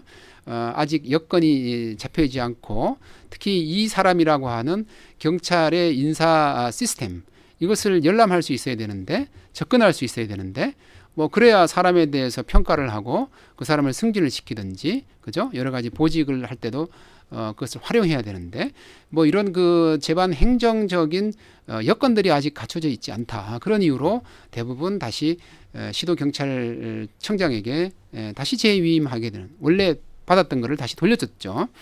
이런 부분들도 이제 시간을 가져가면서 대부분 정비를 해서 다시 임용권을 제대로 행사할 수 있는 그런 시기를 만들어야 되겠다 이렇게 보고 평가의 문제는 말씀드렸고 인사위원회도 사실은 지금 관련 법령들을 보면 대부분 시도경찰청이나 경찰서에서 하도록 이렇게 되어 있어요. 실질적으로는 인사위원회를 그러면 시도자치경찰위원회는 뭘 할 수 있는가? 현재로서 없단 말이죠. 그래서 이런 부분들도 우리가 좀 더 관심을 가지고 우리 학자들도 노력하겠습니다만 현장에 계신 여러분들이 여러 가지 더 불편한 일들 또 개선 방안들 이런 것들을 좀 더 취합해서 보내주시면 좋겠습니다. 그 외에 뭐 4호와 5호와 이런 일반적인 경찰 업무들이 주로 이루어지게 되겠고요. 6호 같은 경우는 아까 소개해드렸던 시도경찰청장 임용이라든가 또 서장에 대한 평가라든가 또 지구대 파출소장에 대한 뭐 그 의견 제시라거나 이런 권한들을 전부 자치경찰위원회에서 할 수 있도록 이렇게 근거를 두고 있습니다. 우리가 이제 7호 같은 경우는 감사를 할 수 있는가, 그죠? 또 감사를 의뢰할 수 있는가? 뭐 감사 의뢰하면 되겠지만 감사를 하려 그러니 감사에 대한 조직이라든가 감사를 하기 위해서는 아까와 같은 어때요? 그 경찰 해당자에 대한 인사 자료를 볼 수 있어야 되는데 그것을 볼 수 없다는 문제 이런 부분이 아까 이제 임용과 인사위원회와 관련된 그 규정하고 맞물려 있어요. 또 이런 부분들도 조금 정비를 해야 된다 이렇게 보고 뭐 감찰권에 대해서는 국회에서 논의 과정에서 감찰권은 제거가 됐죠. 다만 이제 감찰을 요구할 수 있는 그런 권한은 현재 살아서 있다 이렇게 볼 수 있습니다. 거기 이제 9번째, 10번째 이런 것들은 인사와 관련된 규정들이죠. 징계나 또 고충심사, 사기 진작, 또 사건 사고에 대한 현안 점검 이런 거죠. 제가 주목하는 것은 12호에 있는 자치경찰 사무에 대한 규칙의 제정권입니다. 우리가 이제 뭐 법치주의를 얘기하지 않더라도 앞으로 자치경찰 사무를 어느 범주까지 확정하고 또 확장하고 또 그걸 또 깊이 있게 운영하느냐 하는 것은 이 자치경찰 사무에 대한 규칙을 어떻게 정하냐 하는 것이죠. 조례로 일단 정하면 범위도 크게 좌우하겠습니다만 또 그것을 또 규칙에 있어서도 좀 더 실질적으로 제정을 해서 우리가 자치경찰이라고 하는 것이 우리 주민의 이익에 부합할 수 있도록 그 타이밍이든 내실이든 잘 준비할 필요가 있겠고요. 13번째에 있는 13호에 지방행정과 치안행정의 그 업무 조정의 문제 이것은 사실 자치경찰을 하게 되는 두 가지의 큰 목적 중에 하나입니다. 지방행정과 치안행정의 연계협력하고 또 지방에 맞는 맞춤형 치안행정 을 하자 이게 두 개가 아니었겠습니까? 그래서 이런 지방행정과 치안행정의 업무 조정이라고 하는 이 13호를 여러분들 책상 앞에 이렇게 붉은 마크펜으로 써서 좀 붙여주시기 바랍니다. 아까 말씀드렸던 그 부분하고 연결되기 때문에 그렇습니다. 과거에 시도경찰청에서 하던 일이 자꾸 올라오는데 그것을 도장 찍어주고 그것을 해라 말아라 그걸 조금 조정해라 이거 하는 것은 그냥 자문기구로도 충분했어요. 여지껏 국가경찰에서도 그렇게 해왔고 그런데 이 자치경찰 사무를 제대로 하기 위해서 시도자치경찰위원회를 이렇게 행정위원회로 만들어서 권한과 인력을 주었음에도 불구하고 거기에 머물러서는 안 된다. 그러면 한 단계 어디로 가야 되는가? 바로 13호입니다. 지방행정과 치안행정의 업무 조정과 그 밖에 필요한 협의 조정. 그러니까 시도와 시도경찰청 사이에 뭐가 있어요? 시도자치경찰위원회가 있는 거예요. 그래서 오로지 시도경찰청만 보고서 계속 지휘 감독할 생각만 해서는 안 되고 이러한 치안 문제를 시나 도가 가지고 있는 일반 행정기구 중에도 보면 뭐 시민안전실이라거나 뭐 뒤에 설명드리겠습니다만 보건, 건축, 복지 여러 국들이 있어요. 이것을 어떻게 녹여내서 연계시키는가, 이것을 어떻게 붙여서 협력시키는가 하는 이것이 저는 시도자치경찰위원회가 얼마나 일을 잘하는가 그렇지 못한가를 좌우하는 가장 결정적인 요소다 이렇게 강조하고 싶습니다. 그래서 우리가 이 업무에 대해서 관심 있고 그래서 이 강의를 들으시는 여러분들은 이 13호를 좀 깊이 새겨 주셨으면 합니다. 그 다음에 이제 아까 말씀드렸던 비상사태 등 전국적 치안 유지를 위한 경찰청장의 지휘명령이죠. 1항 3호에 보면 우리가 앞에 1호와 2호 같은 경우는 굳이 이렇게 경찰권을 나눠주더라도 당연히 국가에서 해야 될 전국 단위의 치안 유지, 긴급 조치, 또 치안 불균형의 문제를 해소하기 위한 어떤 노력들, 이런 것들은 국가에서 해야 됩니다. 마찬가지로 3호에 보면 시도의 경찰력으로 이런 것이 충분하지 않을 때 경찰청장이 이것을 어떻게 지원하고 조정하느냐, 이런 부분들도 명문의 규정이 있거든요. 그래서 우리가 재정 자립도가 충분한 수도권에 있는 시도자치경찰위원회와 시도 같은 경우와 구별해서 그렇지 못한 시도 같은 경우는 우리가 32조 2항과 32조 3항이라고 하는 이 전체적인 치안 불균형에 대한 우려를 해소하기 위한 국가적 차원의 어떤 지원과 조정, 이것을 많이 연구해서 끊임없이 소리를 내야 그나마 지금 현재 전국적으로 평준화되어 있는 치안의 문제를 이게 이제 5년 가고 10년 가면 앞으로 상승하면 좋겠는데 뒤로 후퇴하는 시도가 혹시 있을지 몰라서 제가 말씀드리는 건데요. 이건 기후에 불과하리라 이렇게 생각하지만 어쨌든 이 근거 규정에 대해서만 여러분들 만이라도 한번 확인해 주시기 바랍니다. 그 다음에 이제 우리가 봐야 될 것은 이제 시도별 자치경찰 사무의 추진 사항입니다. 우리가 이제 7월 1일부터 본격 시행됐고 빠른 데는 5월, 6월부터도 벌써 시도별 자치경찰위원회가 첫 회의를 열고 물론 사무국장의 선출 문제라거나 여러 가지 상견례라거나 이런 작업들을 다 해왔죠.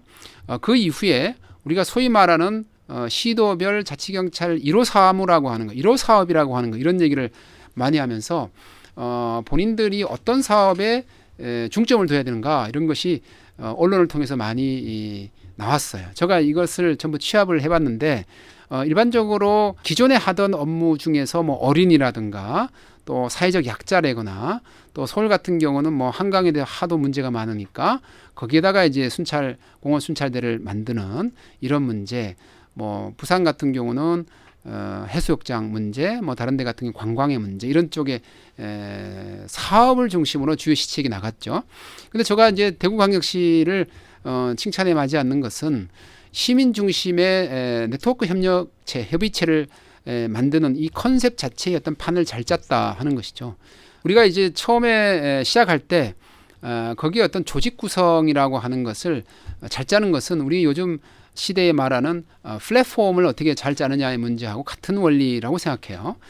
그런데 이 분과를 4개 분과를 만들면서 시민을 중심으로 자치경찰 사무를 어떤 식의 네트워크를 만들고 어떤 구성원들이 모여서 함께 관심을 보여주고 연구 개발할 것인가에 대한 의도를 잘 반영하고 있는 것 같아요. 그래서 이 4개를 보면 우리가 알고 있는 정책 분과라고 해서 정책을 좀 개발하는 것도 있고요.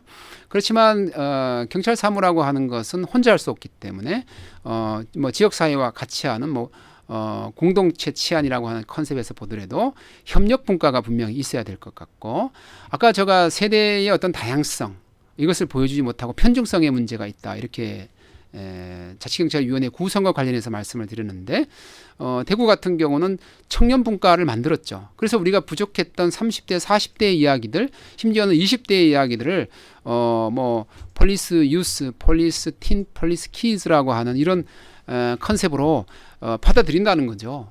우리가 아동이라고 하는 것도 우리가 보호의 대상으로만 언제까지 볼 것이냐. 그들의 입장에서 보면 우리가 어떻게 하면 보호받을 수 있어요? 혹은 이러한 치안 사무가 필요해요. 이런 경찰력의 도움을 받고 싶어요. 이런 얘기는 누구한테 들어야 됩니까? 50대, 60세가 모여서 아무리 얘기해도 그들의 니즈를 100% 충족하기는 어렵다. 그래서 본인 혹은 이해 당사자한테 바로 들어보는 것이 필요하지 않겠습니까? 그래서 청년분과위원회 중에서도 이렇게 키즈, 틴, 유스를 만들어서 그들의 목소리에 귀를 기울이려고 하는 이런 노력들을 하고 있다는 것은 대단히 중요하고, 네 번째는 현장 경찰 분과를 만들고 있다는 것이죠. 경찰서 단위로 경찰은 직장협의회를 만들어 두고 있는데, 사실 자치경찰을 도입할 때부터 가장 큰 목소리를 낼 수 있고 또 그렇게 목소리를 내왔던 곳이 어디냐, 바로 여러분도 잘 아시다시피 현장 경찰관들입니다. 지구대 파출소에 근무하는 현장 경찰관들이죠. 그래서 이분들의 시각에서 혹은 이분들의 관심 속에서 자치경찰 사무는 이렇게 가야 되고, 또 현재 이렇게 되고 있는 것은 잘 됐다, 잘못됐다, 또 수정을 요한다, 좀 더 확대 발전시켜야 된다, 이렇게 할 수 있는 목소리에 경청하겠다라고 하는 그런 의미에서 현장경찰분과위원회를 뒀다고 하는 것도 상당히 고무적이다. 저는 오히려 이것을 상당히 그 장려사항으로 생각합니다. 그래서 모든 시도에서, 물론 이게 언론에 발표를 하지 않았을 뿐 다들 이런 조직과 분과를 가지고 계시리라고 생각합니다. 다시 한번 그런 부분들을 확인해 주셔서 실질적으로 치안 수요자들, 우리 시민들, 우리 국민들, 주민들이 정말 필요로 하는 자치경찰 사무가 어떤 것인지를 좀 들어보고 그들의 눈높이에서 만들 수 있도록 여건과 환경, 플랫폼을 만드는 작업에 조금 더 관심을 가져주시면 좋겠다, 이런 말씀을 드립니다. 강원도 같은 경우는 지구대 파출소의 근무 환경 개선을 하겠다고 그래서 한 6억 원 정도의 도비를 책정해서 그분들이 근무하는 곳에다가 에어컨을 달아준다거나 여러 가지 근무 여건 환경 개선에 대한 착안을 했죠. 즉 자치경찰 사무라고 하는 것을 높이려면, 질을 향상시키려면 그런 서비스를 제공하는 분들이 자기 근무 여건과 환경 속에서 뭔가 지지와 지원을 받아야만 된다라고 하는 인식인데요. 굉장히 동의하고요. 일각에서 혹은 일부 그 일의 추진에 있어서 지방 재정이 국가기관에 재배분되는 문제가 이제 법적으로 문제가 됐던 게 일부 있습니다. 전반적으로 이제 우리 지방세, 국세의 비율 문제도 그렇습니다만 이런 그 세금이라든가 국민의 돈이 그런 어떤 이름이 어떻게 되었냐에 따라서 역으로는 가는데 순으로는 못 간다거나, 순으로는 가는데 역으로는 못 간다거나, 이런 방향을 좀 제약하는 부분에 대해서는 조금 입법적으로도 우리가 다시 한번 검토할 필요가 있습니다. 사실 이런 그 지구대 파출소에 근무하는 국가경찰 사무를 담당하는 경찰관을 포함해서 자치경찰 사무를 담당하는 경찰관까지도 같은 도민이고 같은 시민이지요. 그래서 거기에 있는 도지사나 시장이 그들에게도 어떤 그 직업적으로 필요한 근무 여건 개선을 하려고 함에도 불구하고 여러 가지 국법에 의한 체계상 그것이 불가능하다라고 하는 것은 빨리 개선이 돼야 된다, 이렇게 우리가 평가할 수가 있겠습니다. 그러면 시범 운영 기간의 주요 성과와 한계에 대해서 정리할 시간이 되었죠. 이러한 주요 성과와 운영상 한계가 아직까지 언론에 표시가 되거나 학계에서 공론화되어 있거나 그렇지는 않습니다. 그래서 일부 제가 서울시의 연구라거나 행정안전부 연구라거나 또 자치분권위의 어떤 연구를 하는 과정에서 거기 공통적으로 나타나 있는 몇 가지 이제 성과와 한계를 추려서 소개를 간단히 하고자 합니다. 먼저 성과로서는 주민 친화적인 치안 정책을 개발하게 됐다, 여건이 마련됐다 하는 것이 제일 중요하게 된 거고요. 그것을 통해서 뭡니까? 치안 행정하고 지방 행정의 연계 서비스, 연계 협력, 그죠? 제가 다시 강조드리는데 이것이 이제 이루어질 수 있는 토대가 구축됐다 하는 것. 그래서 여기에 주민이 참여하고 주민 거버넌스가 나타나서 어떤 공동체 치안이라고 하는 이름으로도 될 수 있지만 치안 협력 생태계 이것이 마련됐다 하는 측면, 그리고 이제 자치경찰의 어떤 사기 진작의 기회 이것도 마련되고 있다. 이런 측면에서는 굉장히 성과다 이렇게 보고 있고요. 한계라고 하는 것은 뭐 제가 쭉 이어오면서 몇 가지 문제점을 말씀드렸던 시도 자격위의 구성의 어떤 편향성이라든가 또 제도의 어떤 취지에 대한 이해를 잘못하고 있다거나 하는 것들은 점점 잘 수정이 되어 가고 있다. 그건 좀 한계에 있다 이렇게 보고요. 또 자치경찰 사무 담당 공무원에 대한 어떤 인사권 행사가 다시 또 돌려주게 됨으로써 좀 시기적으로 기다려야 된다 이런 문제도 있고요. 근본적으로 자치경찰제 소요 비용에 대해서 국가가 너무 지갑을 열지 않는다 하는 문제는 국민적 차원에서도 합의가 필요하지 않겠나 그렇게 생각을 합니다. 이것이 과거에 했던 일과 지금에 했던 일이 어떤 변화가 특별히 없는데 또 앞으로도 우리가 치안이라고 하는 것이 점점 모양과 형태와 색깔을 달리하면서 커지고 발전해야 되는데 더 이상 국가에서는 뭐 자치경찰 사무에 대해서는 지갑을 열지 않겠다라고 하는 것도 사실은 그런 큰 연계선상에서 보면 모순이 되거든요. 그래서 어느 정도 이상의 이 국비의 지원이라고 하는 것, 재정의 지원이라고 하는 것은 계속 있어야 되고 거기에서 특별히 시도가 돈을 들여서 뭐라도 하겠다라고 하는 부분들은 시도 차원에서 뭐 주민의 합의를 통해서 하는 것은 변론으로 하더라도 특별히 이렇게 국가 재정이 불분명하고 불안하게끔 이렇게 해서는 모두가 지금 제도를 시작해 놓고도 그러면 돈은 어떻게 되는 거야? 그러면 예산은 어떻게 되는 거지? 이렇게 고민하지 않도록 하는 것이 필요하겠다. 네 번째는 우리가 이제 뭐 다음 단계로 자치경찰제가 넘어가려면 제일 중요한 거는 현장 경찰 공무원들입니다. 이들이 이제 어떻게 이 문제를 좀 더 적극적으로 참여하고 고민하고 답을 내는가 하는 그런 문제인데 이들에 대한 어떤 후생복지의 문제 또 거기에 대한 법적 근거를 좀 마련해서 명쾌하게 정립하는 것 이런 것들도 중요하다고 보겠습니다. 자, 이제 연계협력의 문제인데요. 질문이 들어오고 있어서 한 2, 3분 내로 줄이고 질문을 받도록 하기 위해서 이걸 조금 간략하게만 말씀드리고 다른 기회가 있으면 또 말씀드릴 수 있도록 그렇게 하겠습니다. 아까 제가 연계협력이라고 하는 것을 상당히 강조했는데요. 이게 사실 그 내용입니다. 치안행정이 일반 행정하고 어디서 접점을 찾죠? 이렇게 했을 때 우리 건축과 도시계획과 이런데 전부 다 관련됩니다. 뭡니까? 우리가 셉테드 사업을 많이 했죠. 이것을 과거에는 시 따로 지방청 따로 이렇게 했어요. 이런 부분들은 이제 시나 도에서 시도 자치경찰위원회와 같이 혹은 시도 경찰청을 불러서 3자가 협의하면서 원스톱으로 해결할 수 있다. 교통도 마찬가지입니다. 보건행정도 그렇고요.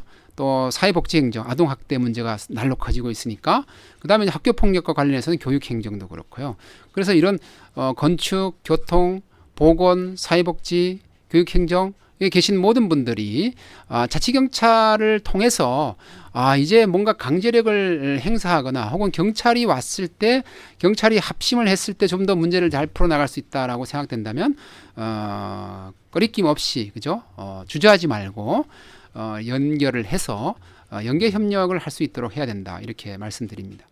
여기 나오는 뭐 제주형 행정복합 치안센터 줄여서 이제 행복센터라고 얘기하는데요. 실질적으로 이렇게 연계 서비스를 통해서 상당히 좋은 효과를 냈다라고 하는 보고서들이 많이 나와 있으니까 우리가 이것을 한번 참조해서 실질적으로 제주의 행복치안센터 같은 경우 행복센터에서 이렇게 복지와 치안, 재난과 치안, 보건과 치안, 축산과 치안, 소방과 치안을 서로 연계 협력했던 사례들이 있습니다. 자료도 있고요. 그래서 제주자치경찰단과 협조해서 이런 부분들도 한번 자료를 구해서 확대 발전시키는 것도 굉장히 좋을 것 같습니다. 자, 정리를 하자면 실질적으로 우리가 자치경찰을 하게 된 여러 가지 여건은 사실 국가경찰이 제 역할을 잘 했고 또 앞으로도 국가경찰이 국가적 차원의 여러 가지 안전 문제를 기본적으로 담보한다는 전제 하에서 가능한 일입니다. 특히 이제 영국이나 프랑스 같은 경우, 특히 영국 같은 경우 보면 자치경찰로 출발한 역사적 연역을 갖고 있음에도 불구하고 이제는 오히려 국가적 차원에서의 경찰 기능을 늘려나가는 것을 볼 수 있습니다. 그래서 이것이 국가경찰 사무냐 자치경찰 사무냐 자꾸 이렇게 나누는 게 문제가 아니라 시민에게 도움이 되고 시민이 원하는 경찰 서비스를 주기 위해서 기능적으로 나눠져 있지만 기능적으로 서로 연계 협력할 수 있는 그런 것들이 자치경찰제고 국가경찰의 제다. 또 이렇게 경찰제의 변화의 모습이고 목적이다 이렇게 이해하는 것이 좋겠다 이렇게 생각을 합니다.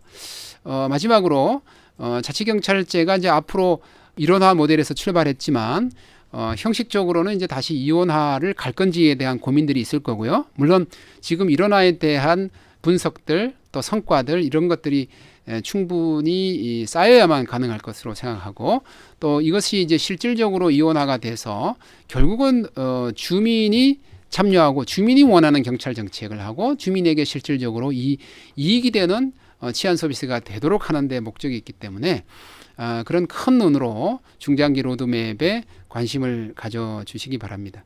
제가 사족으로 하나 붙이자면 지금 뭐 주민이 어떤 식으로 참여하면 좋겠습니까? 이렇게 할 수 있는데 제가 그 서울시에 있는 우리 동네 주무관이라고 하는 제도를 보면서 깜짝 놀란 일이 있어요. 보통 이제 공무원들은 무슨 일을 자꾸 만들어내는 내야만 되는 강박관념을 갖고 있잖아요. 그래서 그것이 이제 뭐 관료주의 폐단이다, 뭐 행정의 폐단이다 이렇게 얘기를 하면서 공부도 했는데 사실은 서울시에서는 우리 동네 주무관이 일 없이 만나는 게 일이래요. 저는 처음에 이게 무슨 말이 되는가 하고 집에서 이렇게 연필로 써보면서 들여다보니까 정말 이런 이상한 일이면서도 이렇게 의미 있는 일이 있을까 그런 거죠. 일 없이 만나야 사실은 이야기가 시작되고 부담이 없는 거죠. 서로 일을 갖고 만나잖아요. 자기 일을 어떻게 관철시킬까라고 생각해서 서로 연계 협력도 하기 어렵습니다. 그래서 일 없이 한번 만나서 결국은 목적이 뭡니까? 주민에게 도움되는 치안하자는 건데 이렇게 하면 좋겠네요 한다면 오히려 더 연계 협력이 잘 되고 연계 협력 행정을 통해서 원스톱 서비스가 잘 더 주민에게 다가가지 않겠나 이렇게 생각합니다. 저의 강의는 여기까지 하고 제가 여러분들 그 질문 사항이 이제 3개로 압축이 되는 것 같습니다. 첫 번째 질문은 자치경찰이 주민들 입장에서 가장 필요로 하는 것이 무엇인지 궁금합니다. 주민들 입장에서 궁금하니까 이거 주민들한테 물어봐야 되는 사항이죠. 서울시의 원탁회의를 한번 가봤습니다. 주민들 입장에서 뭘 가장 원하는지를 주민 100인을 모셔놓고 이렇게 테이블을 돌아가면서 이렇게 이야기를 하고 또 현장에서 즉석 이렇게 버튼을 눌러갖고 앞에 메인 테이블에 전광판에 떠요. 제일 많은 비율을 차지하는 것이 뭐다 이렇게. 그래서 아까도 뭐 폐단이라고 하면 뭐 정치적 중립과 공정성의 문제를 우려한다 이런 거였고 이 질문하신 대로 자치경찰이 주민들 입장에서 가장 필요로 하는 것이 무엇인가? 이 질문의 의도를 제가 이렇게 해석을 하면 주민들은 자치경찰을 통해서 뭘 가장 얻고 싶어 할까요? 이렇게 하면 맞습니까? 주민들 입장에서는 주민 친화적인 경찰, 우리가 경찰이 가까이 있으면 안심을 하게 되죠. 그래서 과거에는 국가경찰만 있을 때는 경찰이 어디만 쳐다봤다고 우리 학자들이 많이 조금 이렇게 꼬집었냐면 자꾸 위만 쳐다본다. 그죠? 승진과 보직을 위해서 자꾸 위만 쳐다본다. 그랬어요. 근데 이제 자치경찰이 되면 이분들의 인사권과 뭐 임용권 이런 것들이 어떻습니까? 시도 자치경찰위원회로 오게 되고 이 자치경찰위원회의 구성은 주민들로 돼 있기 때문에 결국 이분들이 쳐다보는 방향이 어떻다는 거예요. 위만 쳐다봐서는 답이 안 나오겠죠. 주민을 쳐다봐야 된다. 동네를 쳐다봐야 된다. 그죠? 또 어떤 이 자치경찰 사무에 대한 주민 만족도, 퍼포먼스가 실질적으로 나와야만 된다라고 하는 그런 측면에서 보면 주민들 입장에서 가장 필요로 하는 것은 주민 친화적인 치안 정책이 만들어지고 주민에게 실질적으로 도움이 되는 경찰의 어떤 활동들 이것이 늘어나야 된다 이렇게 말씀드릴 수가 있겠습니다. 답변이 되었는지 잘 모르겠습니다. 아마 예상하신 답변이라서 약간 실망하실 수도 있었는데요. 두 번째는 역대 정부 출범 시마다 자치경찰제를 공약사항으로 발표했고 정치권의 판단에 의한 제도가 아닌 자치경찰제 취지인 지역 맞춤형 치안 서비스 제공을 위하여 현재 제도가 어떻게 개선돼야 하나요? 결국 아까 말씀드린 대로 역대 정부에서 계속 발표를 해야 하는데요. 그게 되고 안 되고 하는 것은 사실 여당 야당의 어떤 힘겨루기도 있었을 거고, 또 국가경찰을 대변하는 어떤 주장자와 자치와 분권을 또 주장하는 또 대변자끼리 어떤 힘겨루기가 분명히 있었을 거예요. 그런데 그 논의의 중심에 주민이 사실 없었죠. 주민이 없었고, 또 전면 시행함에 있어서도 주민의 뜻을 물어보고 하는 것이 아니라 그것이 이제 이 정부의 어떤 공약 사항이기 때문에 당연히 해야 되고 할 수 있다라고 하는 전제에서 출발했기 때문에 주민이 역시 배제되어 있었죠. 그래서 맞춤형 치안 서비스를 제공하기 위해서 현 제도가 개선돼야 되는 것은 제가 아까 누누이 설명드렸다시피 자치경찰의 사무를 결정하는 자치경찰의 정책을 펼 수 있도록 만들어내는 자치경찰위원회가 자경위가 제대로 구성되되, 거기에는 주민들이 아까 우리 4호에 나와 있는 관심 있는 주민들이 많이 참여하는 그 문호를 좀 더 활짝 열어야만 된다라고 하는 그런 측면에서의 개선이 필요하다. 그리고 굳이 또 자치경찰위원회가 아니더라도 어떻습니까? 거기에 산하 여러 가지 자문기구들이 많습니다. 거기에 적극적으로 참여해서 계속 의견을 내신다면 좋겠고, 아까 세대 대변들, 그죠? 30대, 40대들도 관심을 가져주시면 더욱더 좋겠다. 그렇게 생각합니다. 그래서 제도 개선을 이야기하기 전에 이제는 현 제도 내에서라도 더 잘할 수 있는 방법들을 우리가 찾아내는 노력들이 더 필요하다. 그것은 참여에서 출발한다. 이렇게 정리하겠습니다. 세 번째, 시도자치경찰위원회에서 시도경찰청장을 지휘감독하게 되어 있지만 현실적으로는 인사권 등을 모두 위임한 것으로 알고 있다. 저 강의 듣기 전에 알고 계셨군요. 그러면 시도자치경찰위원회의 권한이 약화되는데 개선 방법이 있느냐? 아까 말씀드린 대로 우리 정부 시스템, 이 전자정부의 시스템 중에 이 사람이라고 하는 시스템이 있는데요. 거기에 접근권하고 열람권이 현재는 경찰관에 국한되어 있습니다. 그래서 우리가 자치경찰위원회에도 보면 시에서 파견되어 나와 있는 분도 있고 경찰에서 파견되어 나와 있는 분들이 있는데, 이것이 이제 전체적인 입장에서 그것을 접근할 수 있는 권한이 극히 제한되어 있다. 이런 부분이 먼저 개선이 돼야죠.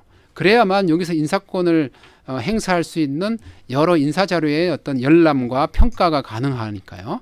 그래서 이런 제도 개선 방법들은 현재의 경찰법 자체의 문제라기보다는 방금 말씀드렸다시피 우리한테 줘서 받은 권한임에도 불구하고 여러 여건 불비라는 이유로 다시 재위임해서 돌려줬다라고 하는 이 상황을 다시 환원시키려면 그 원인이 됐던 상황들을 빨리 이제 가용하도록 법령들을 바꿔야 되고, 그 다음에 갖고 오도록 하는 의지죠. 의지. 그래 하겠다 하는 것이죠. 중요한 건 뭐냐면 권한은 가지려고 하는데 책임을 지려고 하지 않는 이런 문제가 지적이 많이 돼요. 제가 한 언론 인터뷰에서도 얘기를 했습니다만 왜 이런 임명권을 다시 돌려줬냐, 인사권을 재임했냐, 그런 거예요. 인사권을 가지면 여기서 인사권을 행사하면 어떻게 돼요? 거기서 누가 행정소송을 제기할 수 있죠. 내가 징계를 받았는데 불합리하다 그러면 소송의 당사자가 되잖아요. 지금은 소송의 당사자가 아니죠. 그 권한을 지방청에 위임해놨기 때문에, 시도경찰청에 위임해놨기 때문에. 근데 이걸 가져오면 권한도 갖고 오지만 뭐도 갖고 온다. 거기에 대한 책임도 어떤 가능성으로서 책임도 져야 되는 문제가 생기니까 이것을 골치 아프게 생각하고 이러면 이거는 사실 시도로 중앙에 몰려있던 권한들을 넘겨받는 이야기의 시작부터가 안 되는 거죠.